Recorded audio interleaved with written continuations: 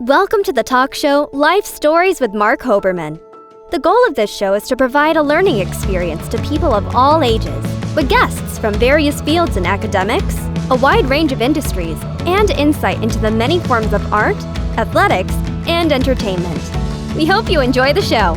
Today's guest is Her Royal Highness Maja Zunke, Princess of Hohenzollern, who will talk about her designer business and her experiences as a member of the European aristocracy.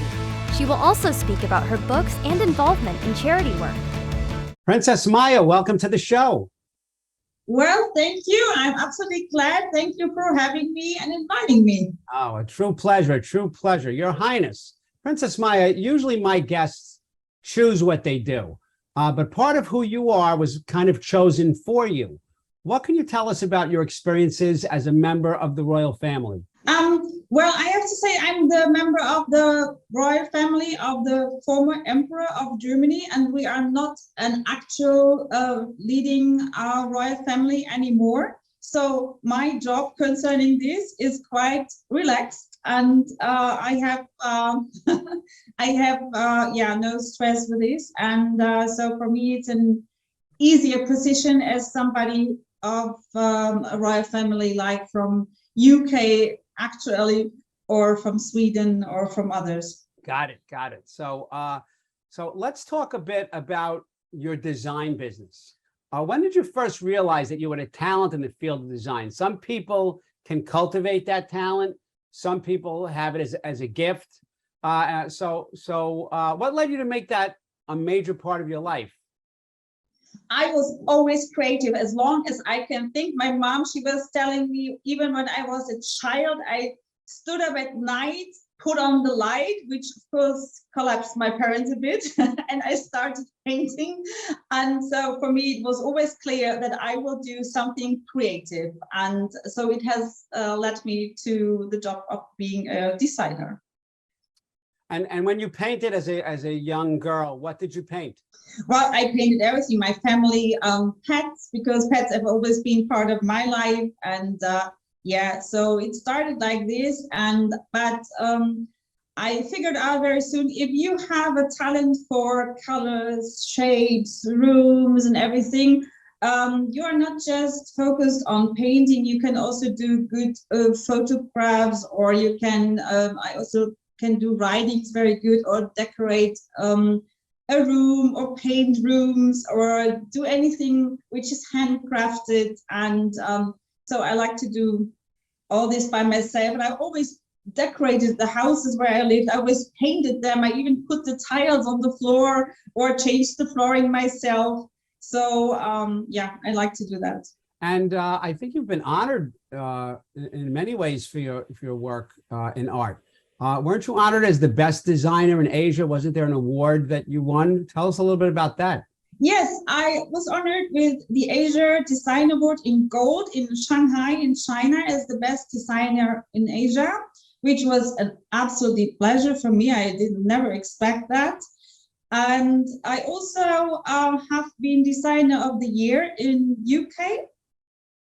And just last month, I got an award in Greece, which was called the Who is Who International Award for design and also for animal welfare. And I absolutely feel blessed for this, because there are so many talented people out there in the world who are doing a great job, or who are in charity and doing good for somebody else, or for some good cause, and never got recognized. So I always tell, I take these awards for all those daily heroes, let's say like this, who are doing such an amazing job, and I recognize them very much. That's wonderful. It's nice that you recognize other people, and the fact that there are so many talented people. But walk me through something. When you say design, that, because I've interviewed designers before, but they're fashion designers. So do you do fashion? Do you do furniture? Do you do abstract? What do your designs entail? I do mostly interior design. So I design furnitures, I design bathroom furnitures, even bathroom faucets or bathroom accessories. I did the first vegan sanitary collection in the world. And I also do home decoration, porcelain, something like these lamps, which you see, or the vases behind me. I do even royal household, so that everybody can organize his own little castle in a smart way. I do pet accessorize, even children's toys, let's say bio princess for little prince and princesses. And I always try to connect my passion with my profession. So most or nearly all of my collections are vegan. This means they are free of animal cruelty, because I am vegan since, I don't know, 15 years. I'm an animal lover. I'm in animal welfare since many, many years. And I just don't want that anybody or any animal is being exploited or killed for my designs. And I would like to send and to transport this message throughout my collections. Well, Your Highness, all of your products, as you said, are vegan and free of animal suffering. But your love of animals doesn't just stop there. You're an animal welfare advocate, especially dedicated to the rescue of street animals. So where does that passion come from? I grew up with animals, so I think this passion started quite early. And I started being activist in animal welfare when I moved to Spain, where I live since many years in Marbella in the south of Spain. And 20 years ago, you could see, I mean, unfortunately, even now, there were so many stray dogs on the streets. And I started rescuing them. Of course, I found them in the bin. I found them on the street. I found them on the beach. Somebody threw them out of the car during their drive. It was horrible. And of course, I collected them, and my house was always full of animals. It looked more like a pet clinic than a house. But then I started asking myself, where does it come from? Why? And all these stray dogs are ending up on the street. What's wrong with the people? What is the cause? So I started questioning, and this is what brought me into that I would find the reason why for that, to stop the reason and not always being just on the end and to rescue them all the time, because this is a never-ending story. And so I went into this. And I also run my own foundation for the rescue of stray dogs, the Heart for Stray Foundation. And I'm very active, especially not just in Spain, but also in Eastern Europe countries, like in Romania, for example, or in Hungary, or in other countries like this, where the situation is quite bad. Also been in Ukraine many times, and I mean before the war. And try to work on different levels. First, on a political level, to talk with politicians to improve laws and to raise an awareness for this issue, and then to create also a change in the mentality of the people, because in those countries, like in Romania, for example, it was quite normal for the people. Oh, we have stray dogs. Oh, well, let's kill them. Because they were taught, well, the stray dogs are killing kids. They are, I don't know, well, it's not true, but they were used to this kind of stories. So I went there, I traveled there, and the people told me, oh no, you can't go to this park. There are 150 stray dogs. You can't even go through this park. They will eat you up and kill you. And I said, okay, let's take a camera team. I will go there. You can do the last pictures and last movie of me when I go to this park. And I went there, and there were not 150, but let's say 40 dogs. And they were so nice, they were and just lovely to me. I was just cuddling all of them. And this was on cam. And I said, okay, these are the monsters you are talking to. These are the poor doggies you want to kill.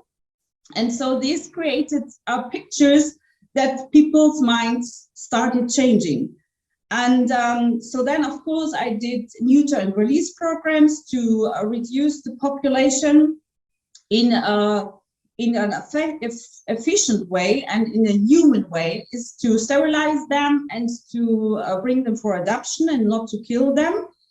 And also I started, which I'm absolutely proud of, is a school education program. So it's called Edox Anima. I am the initiator of it, with wonderful other animal fight rescues from Ukraine and from Romania, and also with PETA kids. You know, PETA, I'm an ambassador of them too. Yep. So we made a great job there.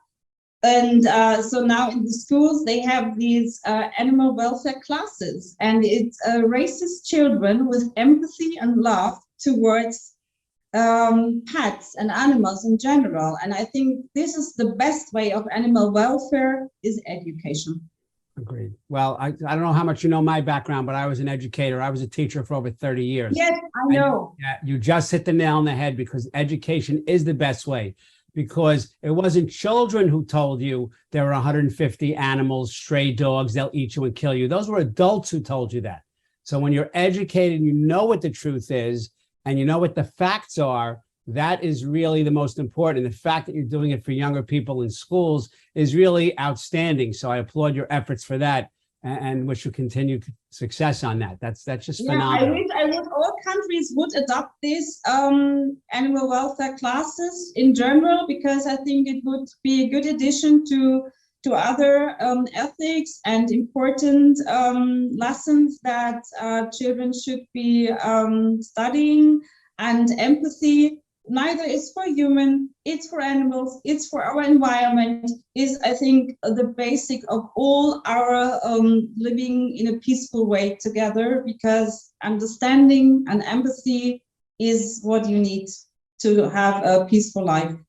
Absolutely. And if you have empathy for humans, it definitely translates to animals. If you have empathy for animals, it can and should translate to humans. So that's a great mixture there. You know, when you're talking about young people, so many young people today, Princess Maja, they have problems finding a balance in their lives. You balance royalty, animal welfare, designing, all under the eyes of reporters, magazines, and more. How do you balance and find balance in your life? And what advice would you give young people to find that balance?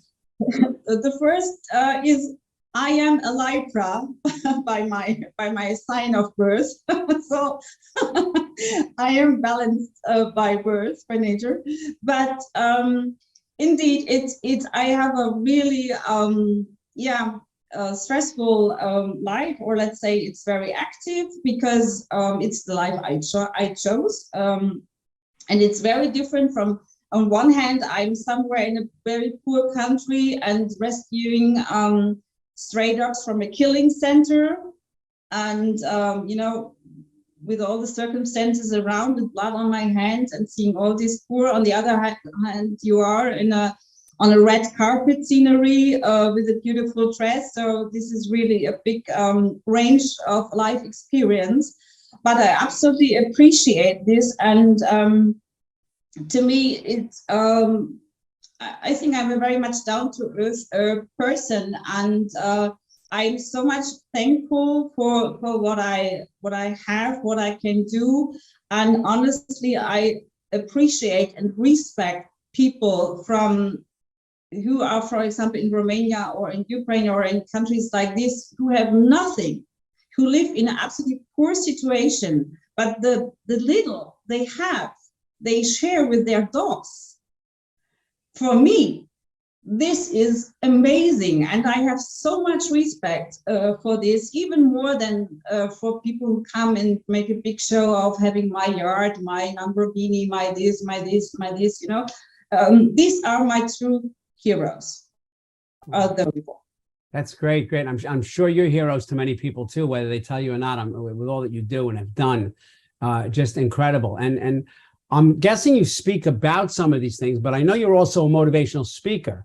So what are the themes of some of your speeches?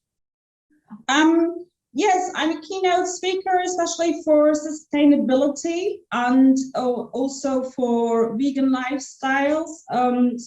Because this is connected, and maybe from the outside of you, it looks so different being an animal lover, a designer, and a speaker. But one connects to the other because I am an animal welfare activist and I'm a designer. I design collections that are free of animal cruelty.